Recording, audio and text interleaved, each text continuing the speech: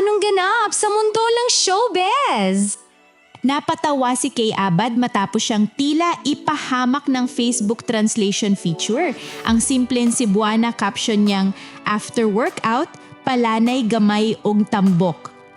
Apil ang libag na ang ibig sabihin ay after workout, konting taba lang kasama ang tiyan. Ay biglang isinalin ng Facebook sa Ingles bilang after workout.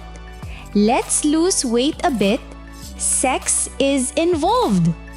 Dahil dito, agad na nag-react ang mga netizen at hindi napigilang matawa sa sablay na salin. Marami ang nagbiro na ibang klaseng workout raw ang naisip ng Facebook, habang ang iba naman ay napakomment ng, "Facebook, anong iniisip mo?" Sa halip na maasiw game na game si Kay at sinakyan ng biro. Patunay na marunong siyang tumawa sa sarili at sa kalukuhan ng auto-translate.